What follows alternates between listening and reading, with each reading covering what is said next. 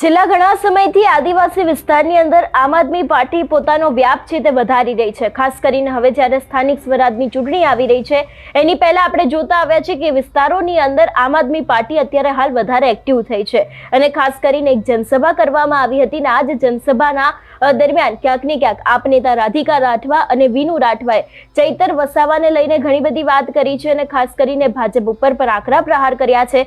વિગતે ચર્ચા કરીએ સમગ્ર વિષયની। નમસ્કાર, હું હંસિની અને તમે જોઈ રહ્યા છો નિર્ભય ન્યૂઝ।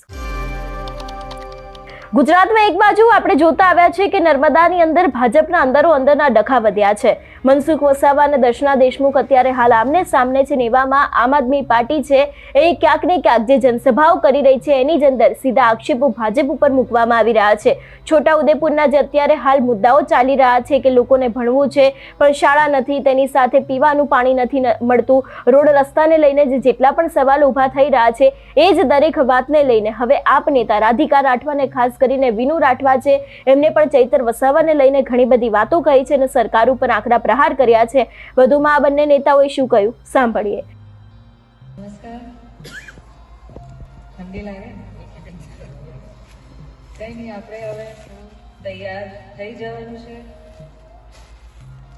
આપણને ખબર છે કે આજે આપણે આ માદર ગામ ભેગા થયા, કેમ ભેગા થયા છે? આમ આદમી પાર્ટીની મીટિંગ છે। હવે આગામી તાલુકા પંચાયત અને જિલ્લા પંચાયતની ચૂંટણીઓ આવે છે, તો આપણે હવે નિર્ણય લેવાનું છે કે આ 5 વર્ષ પછી પાછો આપણને એક મોકો મળ્યો છે કે આ વખતે આમ આદમી પાર્ટીનો ઉમેદવાર જે પણ પાર્ટી ઊભો કરે એને આપણે ખૂબ બહુમતીથી વોટ આપીને જીતાડવાનું છે। જીતાડશો ને? કોણ કોણ જીતાડશે? મને હાથ ઊંચું કરો તો ખબર પડશે કેટલા વોટ મળશે। એ નહીં કરે એટલે સમજી જાઓ। તો તમે નિર્ણય લીધું છે કે તમને પરિવર્તન જોઈએ છે અને એ પરિવર્તન, સત્તા પરિવર્તનથી આપણું ભાગ્ય બદલાય એવું પણ પ્રયત્ન કરીએ। તમે આગામી બીજી પાર્ટી કોંગ્રેસ હોય, ભાજપ હોય, એમને તમે સત્તા આપી હતી પણ મને નથી લાગતું આ સત્તાનો ઉપયોગ બરાબર રીતે અહીંયાના નેતાઓ કે અહીંયા જે ચૂંટાયેલી પાકો ગઈ છે એ લોકો કર્યું છે। તો કેમ ના આપણા પાસે નવો વિકલ્પ છે। આમ આદમી પાર્ટી ભાડો ઝાડુ શું કહીએ આપણે સમજી શકીએ ને? આપણે જે ભાડો ઝાડુની વાત કરીએ તો એનાથી આપણે હવે થોડી સફાઈ કરવાની છે।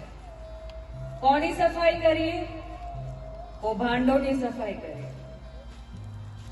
એવા નેતાઓની સફાઈ કરીએ જે 5 વર્ષ સુધી દેખાય ના, એવા લોકોની સફાઈ કરીએ જે આપણા હક અને અધિકાર ખાઈ જાય, એવા લોકોની સફાઈ કરીએ, એવી એજન્સીઓની સફાઈ કરીએ જે ખોટા અને ખરાબ પુલો બનાવે, જે આપણી ગ્રાન્ટો ખાઈ જાય અને ગાંધીનગરમાં બેઠેલી સરકાર જે બેરી અને ગૂંગી તો છે, જેને આંધળી પણ છે અને એમને લોકોના દુઃખથી કોઈ લેવા દેવાનું નથી।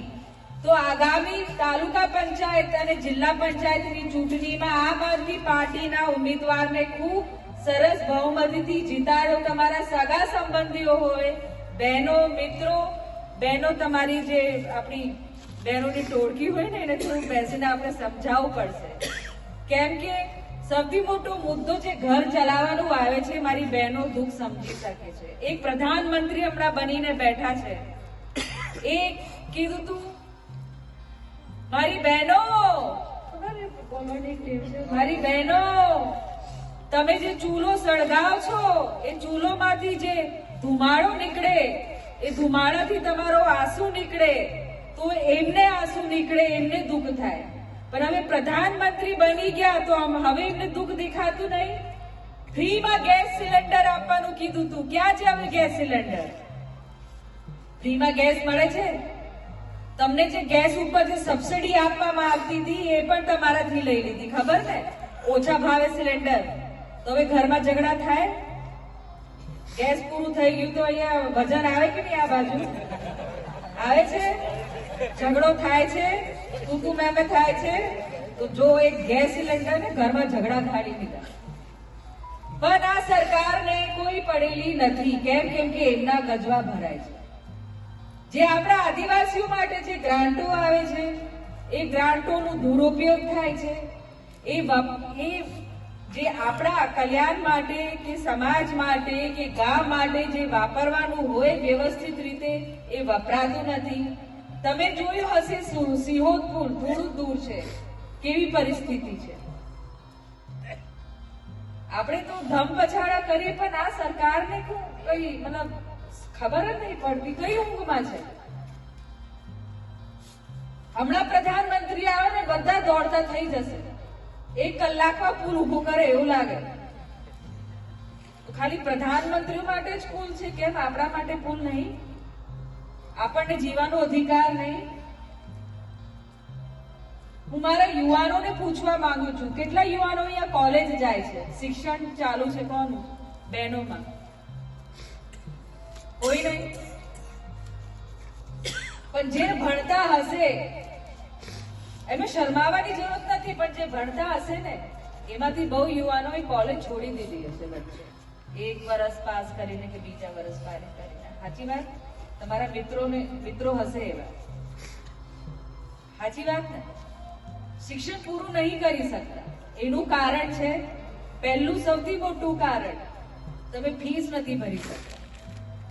પૈસા નહીં, આપણે એટલા અમીર નથી. આપણે મજૂરી ખેતી કરીને આપણે જીવીએ છીએ.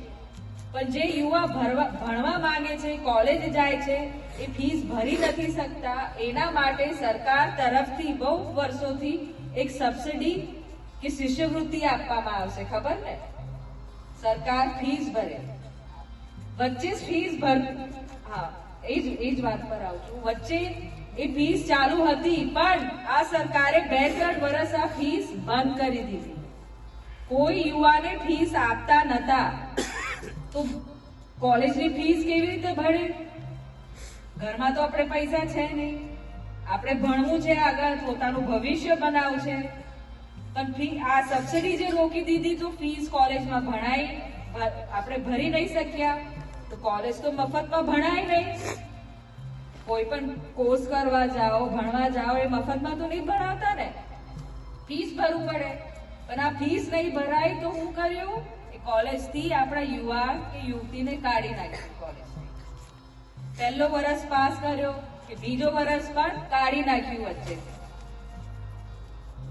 હવે 2-3 વર્ષ પછી આપણા ચેતરભાઈ એક મોટી લડત આપી. એક જ ધારાસભ્ય છે જે બોલે છે આખા ગુજરાતમાં. સાચી વાત ને?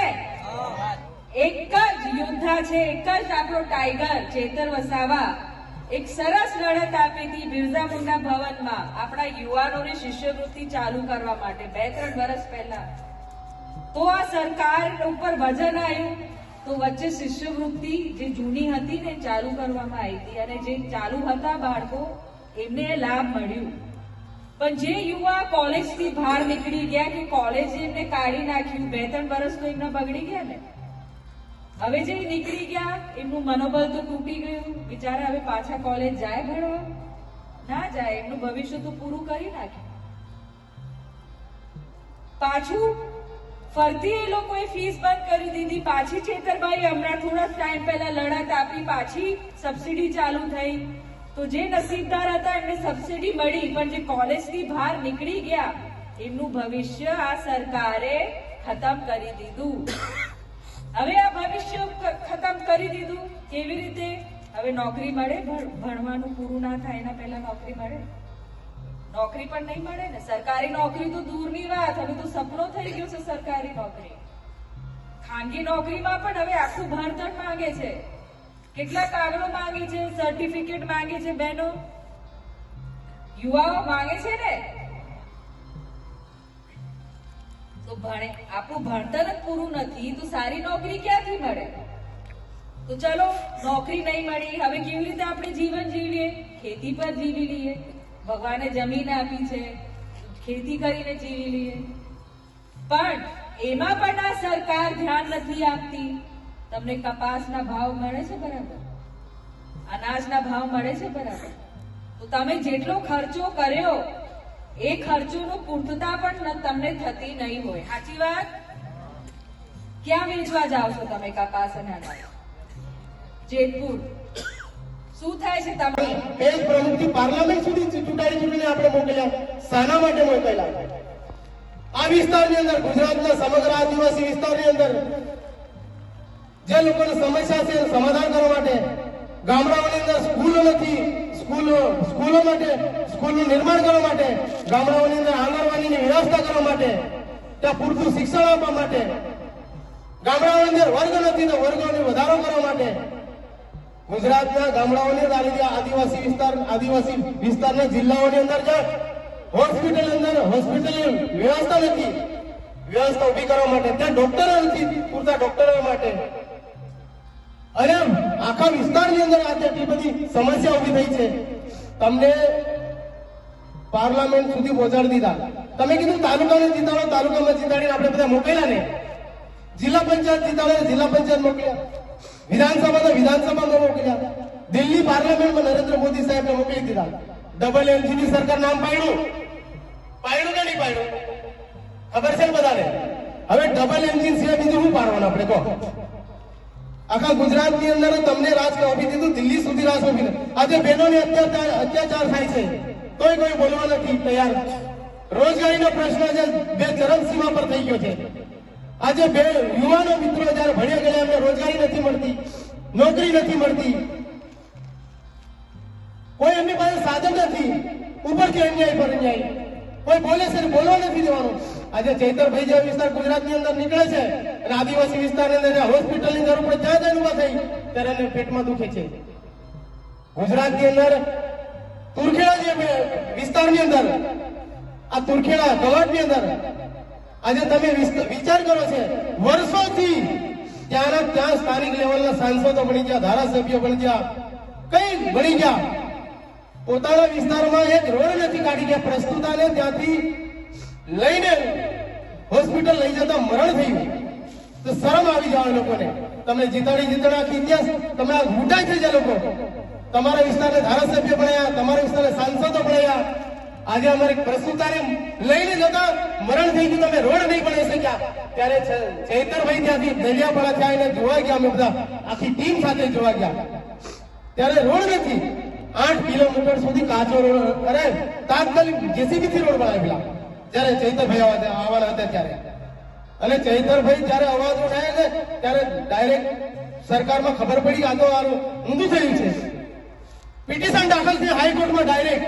વિચાર કરો, સરકારને એક્શન લેવું પડે, પિટિશન દાખલ કર્યું, 1.5 કરોડ રૂપિયા મંજૂર કર્યા. અને દેડિયાપાડાથી ચૈતરભાઈ નહીં આવું પડતું હોય તો આમને ઢાંકણીમાં પાણી લઈને ડૂબી મરવું જોઈએ. આ નેતાને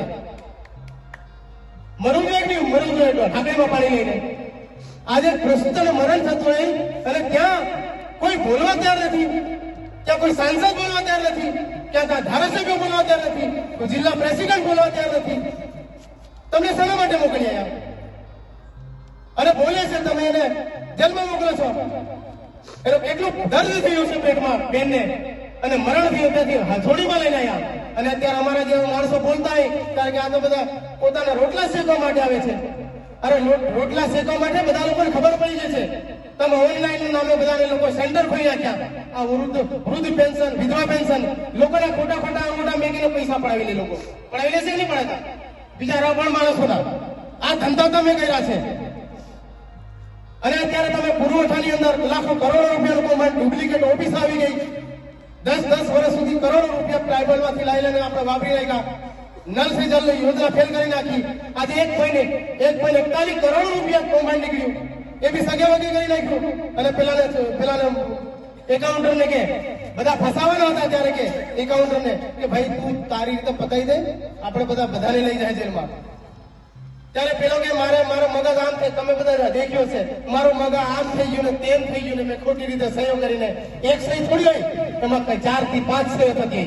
કેટલાય રજીસ્ટર બદલવો પડે, ત્યાં નોંધો પાડવી પડે, નંબર લખવા પડે. ત્યારે કે મારી ખોટી સહી થઈ ગયેલી. 41 કરોડનું કૌભાંડ પાછું નીકળ્યું ને. આટલા માટે તમે જીતાડી તમે મોકલ્યા દિલ્હી સુધી અને ગાંધીનગર સુધી કરોડો રૂપિયાનું કૌભાંડ કરવા માટે. આ વિસ્તારની કોઈ ચિંતા નથી કરવાની. અહીંના સ્થાનિક લેવલના ધારાસભ્યોને, સાંસદોને, પ્રમુખને, ઉપપ્રમુખને ભલે ગમે તે હોય, તમને શાના માટે અહીંની જનતા મોકલ્યા છે? વિકાસની વાત હતી ત્યારે તમે વિનાશ કરવા માટે પહોંચી ગયા. આ આદિવાસી જિલ્લો જાહેર કરી આજ સુધી તમે વિકાસની વાત નથી. અહીં મધ્યપ્રદેશ ને ગુજરાતને જોડતો રસ્તો છે. અહીં કેટલાય વેપાર ધંધા ચાલે, શાકભાજી વાળી બહેનો જાય છે. આજે બહેનોને તકલીફ પડી રહી છે. અહીંયા છોટાઉદેપુરની અંદર બહેનોને નગરપાલિકામાં ત્યાં શાકભાજી વેચવાની નથી બેસવા દેતા. ત્યાં રોજે બહેનોને ત્યાંથી ઉઠાડી ત્યાંથી ત્યાં મોકલે છે. કોઈ બોલવા તૈયાર નથી. તેની વ્યવસ્થા ઉભી કરી આપો તમારે. ડબલ એન્જિન સરકાર શાના માટે બોલાવી? કોઈ બોલવા તૈયાર નથી. જયારે બોલે છે ત્યારે જેલમાં પૂરી દેવાની વાતો કરતા હોય છે. આપણે સહન કરી લઈશું, સહન કરીશું. બોલો, આદિવાસી વિસ્તારની અંદર ટ્રાયબલ જિલ્લો જાહેર કર્યો, આપણે સ્વતંત્ર સ્વયંત્ર રાજ્ય છે આપણું. ત્યારે હાલમાં એટલું બધું હળહળતો કળિયુગની અંદર આ ભગવાન હાથીજી મહારાજ અને આપણા રામદેવજી મહારાજના સાનિધ્યનો આપણે બોલીએ છીએ. જે ખોટું થઈ રહ્યું એના માટે બોલીએ છીએ, એના માટે બોલીએ છીએ ને. જે થઈ રહ્યું છે એના માટે બોલીએ છીએ ને. આ પુલ નથી થતો. આજે પુલ બનાવવાનો હતો, આજે કશું નહીં. કેટલાય રૂપિયા એ લોકો શોષણ કરી નાખ્યો આદિવાસીઓ નામે. આજે તમે જોઈ રહ્યા છો, જોઈ નથી જોતા. અત્યારે ધારી હોય તો 1 રૂપિયાની અંદર 4 પિલર ઉભા કરે, 1 પેલો જૂનો રિપોર્ટ થઈ ગયો. આટલું બધું સહન કરવાનું આપણે. તમને ખોબલે ને ખોબલે મત આપ્યા છે ત્યાં. એટલા માટે આપ સૌ માતા બહેનો ભાઈઓને કહીએ છીએ, ગુજરાતની અંદર આટલી બધી હળહળતી આપણે વેદના ભોગવી રહ્યા છે, આપણે એટલું દુઃખ વેઠી રહ્યા છે. અને અહીંયા મંત્રીઓ અને સંત્રીઓ આજે ચૂંટણી આવી જશે, બધા ગામડે ગામડે ફરશે. બહેનોને કહેશે કે બહેનો તમે આમ કરો, આંગણવાડીને પાડી દેશે. અમને તો પેલા બિહારની અંદર ચૂંટણી થઈ ત્યારે કે બહેનોના ખાતામાં 10,000 રૂપિયા નાખી દીધા. અત્યારે લોકોને પાક બગડી છે, પૂરતું વળતર નથી મળ્યા સુધી. મળ્યું કઈ નતું, કશું કરવું નથી, ખાલી ફળકા ફેંકવા છે. અને અમે કઈ બોલીએ છીએ કે આમને આનું તપાસ કરો. તમારા લાખો કરોડો રૂપિયાના કૌભાંડ છે, કોઈ બોલવાનું નથી. ભૂતકાળમાં દાહોદમાં કરોડો રૂપિયાનો કૌભાંડ થયો. અહીં નકલી ઓફિસ તૈયાર કરીને એમાં પૈસા નાખીને વાપરી નહીં તો એ કશું બોલવાનું. એટલા માટે સૌ મિત્રો માતા બહેનને કહીએ છીએ, આવનાર સમય માટે આપણે સ્વયં પોતાના હક અને અધિકાર માટે આપણે પોતે બહાર નીકળવાનું છે અને પોતે લડવાનું છે. આપણા વિસ્તારની અંદર તાલુકા જિલ્લાની ચૂંટણી આવે છે, ભલે આપણે થોડા છે પણ ઘણા બધા સમજવાનું છે. આપણે ઘરે ઘરે મેસેજ મોકલો કે આપણે સ્વયં જાગૃત થવું. આપણા વિસ્તારની અંદર આપણે તાલુકા જિલ્લાની ચૂંટણી આવી રહી છે. આપણે તમારા પસંદ કરેલા તમે માણસ તૈયાર કરો, એટલે લડાવો, જાગૃત તમે લાવો અને આપણે આપણા હક અને અધિકાર માટે લડવાનું છે. આજે ચૈતરભાઈ ગુજરાતના સમગ્ર વિસ્તારની અંદર જાય છે, ગમે ત્યાં અડધી રાતે પણ આઈને ઉભા રહે છે. આપણા વિસ્તાર માટે લડે છે, આપણા હક અને અધિકાર માટે લડે છે. આપણે કઈ પોતાના માટે નથી લડતા. આપણે એટલું બધું આરક્ષણની અંદર આપણે રિઝર્વ છે. આજે ભરતીઓની અંદર છોકરાઓ જેટલા ભણી ભણે કેટલાય ગાંડા થઈ ગયા, લોકો મજૂરી જાય છે. આજે પેપરો ફૂટી જાય, દિવસે દિવસે પરિપત્ર નવા પરિપત્ર કરી દે, જમીનો હડપી લેવાનું કામો કરે છે. એટલા માટે આપણે નેતા પણ આ લોકોને ગરીબ માણસ કોઈ ચિંતા નથી કરવી. સૌ ભાઈઓને આપણે કહીએ છીએ, આવનાર સમય આપણે સ્વયં જાગૃત થવું અને સ્વયં આગળ આવવાની જરૂર છે. અને આ તબક્કે આજે આપના ત્યાં અમને બોલાયા અને બોલવાનો મોકો આપ્યો એ બદલ આપને તરફથી હું ખૂબ આભાર માનું છું. અને મારા કહેવાથી કંઈ પણ મારા બોલવાથી ભૂલ થઈ તો હું માફી ચાહું છું. અને આજના તબક્કે સમય ઓછો. ખાસ કરીને વિનુ રાઠવા અને રાધિકા રાઠવાએ ભાજપના નેતાઓની પોલ ખોલીને ભ્રષ્ટાચારો યાદ અપાવી દીધા છે, એવી પણ વાત સામે આવી રહી છે. ખાસ કરીને જો વાત કરવામાં આવે તો ચૂંટાયેલા જેટલા પણ લોકો છે એ લોકોના ઉપર પણ પ્રશ્નો ઉભા કર્યા છે કે જો તમને જનતાએ ચૂંટ્યા છે તો પછી કેમ જનતાના કોઈ કામ કરવામાં નથી આવતા. ખાસ કરીને વિનુ રાઠવા એવું પણ કહ્યું છે કે 30 વર્ષનું ભાજપનું શાસન જોઈ લીધું, હવે બધા ચૈતર વસાવાના સમર્થનમાં છે. અને આજે ઘણા બધા લોકો ચૈતર વસાવાની સાથે પણ છે એવી પણ વાત કરી છે. અને ખાસ કરીને એવું પણ કહેવામાં આવ્યું છે કે આદિવાસી જિલ્લાઓમાં હોસ્પિટલોમાં ઠેકાણા નથી, જ્યાં હોસ્પિટલ છે ત્યાં ડોક્ટરો નથી, એવા પણ સીધા આક્ષેપ મૂકવામાં આવ્યા છે. જોવાનું રહેશે કે હવે આજે અત્યારે હાલ જનસભાઓ કરવામાં આવી રહી છે, એની અસર સ્થાનિક સ્વરાજની ચૂંટણીમાં કેવી થશે. તમારું શું માનવું છે આ વિષયને લઈને અમને કમેન્ટ કરીને ચોક્કસથી જણાવજો. તેની સાથે અમારી ચેનલ નિર્ભય ન્યૂઝને લાઇક, શેર અને સબસ્ક્રાઇબ કરવાનું ભૂલશો નહીં. નમસ્કાર.